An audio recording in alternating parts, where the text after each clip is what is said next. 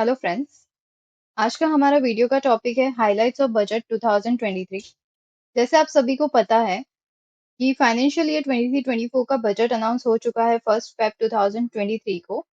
ऐसे तो बजट में काफी सारी बातें कही गई है, बहुत सारी न्यू स्कीम्स लाई है, पर आज हम जिस बारे में बात करेंगे वो है डायरेक्ट टैक्स। आज हम इंटरप्रेट करेंगे एग्जैक्टली डायरेक्ट टैक्स में क्या चेंजेस हुए हैं। सो बेसिकली इस बार के जो मेजर चेंजेस है वो सिर्फ सेक्शन 115 BAC में हुए हैं, जो इनकम टैक्स की न्यू टैक्स रिजीम है। पहले ये ऑप्शनल हुआ करती थी, अभी भी ये ऑप्शनल ही है, पर ये बाय डिफॉल्ट हो गई है। इसका मतलब ये है कि अब बाय डिफॉल्ट आपके पास न्यू स्कीम ही है, अगर आप चाहो तो ओल्ड में जा सकते हो। अब इसमें जो मेजर चेंजेस हुए हैं, जो स्लैब रेट है इनकम की, जैसे आप यहाँ पे देख सकते हो, इनकम 3-3 लाख से बढ़ा दी गई है, और यहाँ पे जो परसेंटेज है वो 5-5% से इंक्रीज हो रहे हैं। और सबसे इम्पोर्टेंट चीज, पहले 2.5 लाख तक की बेसिक एग्जाम्पशन लिमिट थी, जो ये लिमिट अब बढ़ के 3 लाख हो गई है। इसका मतलब अगर आपकी इनकम 3 लाख तक है तो आपको इनकम टैक्स भरने की जरूरत नहीं है। इसमें एक और बेनिफिट गवर्नमेंट ने ये दिया है कि सेक्शन 87A जो हम रिबेट क्लेम करते थे, वो 5 लाख तक की इनकम होती थी तो हमें 100% रिबेट मिलता था, मतलब हमें तब टैक्स नहीं भरना पड़ता था। वो 5 लाख की लिमिट को इंक्रीज करके 7 लाख कर दी गई है। जो आप यहाँ पे देख सकते हैं, 6 से 9 लाख में अगर आपकी इनकम 7 लाख है तो आपको उस पर टैक्स नहीं भरना है। पर हाँ, 7 लाख से आपकी इनकम ज्यादा है तो आपके ऊपर टैक्स अप्लाई हो जाएगा। सेकेंडली, इसी न्यू सेक्शन में जो सरचार्ज था वो भी 37% से रिड्यूस करके 25% कर दिया गया है। इसका मतलब है अब आपकी जो मैक्सिमम मार्जिनल टैक्स रेट है वो भी 39% हो गई है।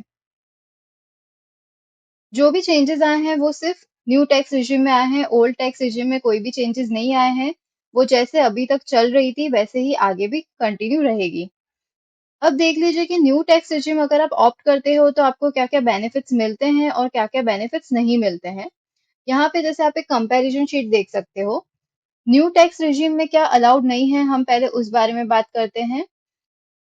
इसमें हाउस रेंट अलाउंस नहीं मिलता है, पर हाँ अगर आप, यस, हाउस रेंट अलाउंस इसमें नहीं मिलता है।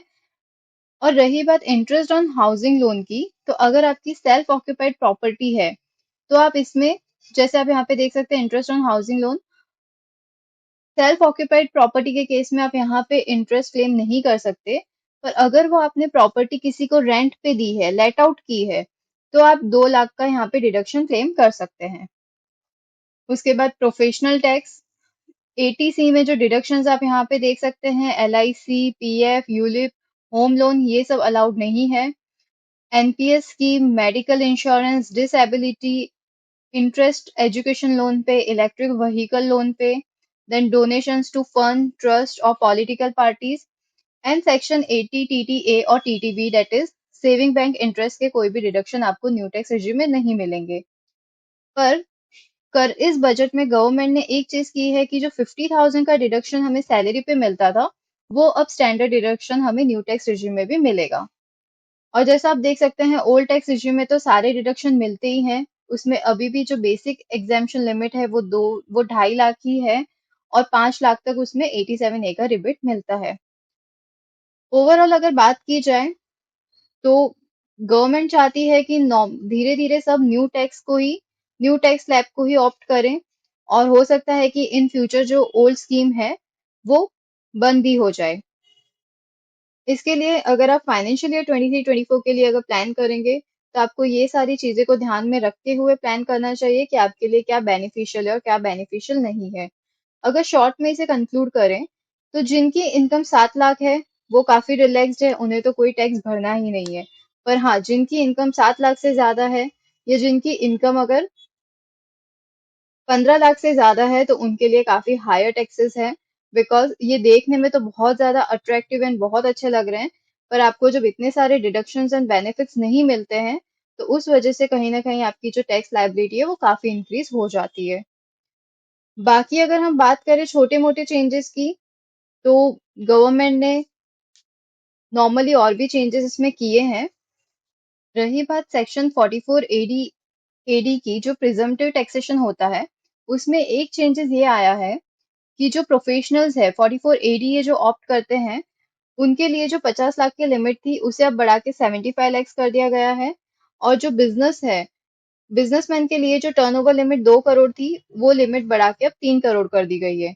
मतलब अगर आपका टर्नओवर 3 करोड़ तक है, तो आप 44AD ऑप्ट कर सकते हैं। एंड प्रोफेशनल्स का अगर ग्रॉस रिसिप्ट अगर 75 लैक्स है, तो वो भी 44AD ऑप्ट कर सकते हैं।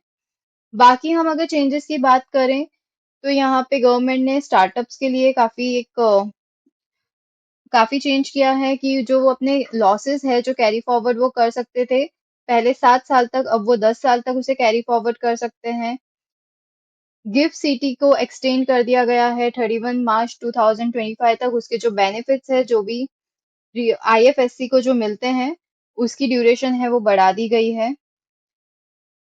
जो डिडक्शन कैपिटल गेन्स में मिलते थे रेसिडेंशियल हाउस पे सेक्शन 54 एंड 54F में, उसकी भी कैपिंग लिमिट अब 10 करोड़ हो गई है। ओवरऑल छोटे छोटे चेंजेस है। ओवरऑल जो बजट है, अगर हम सिर्फ डायरेक्ट टैक्स के पॉइंट ऑफ व्यू से बात करें, तो major changes new tax regime में है।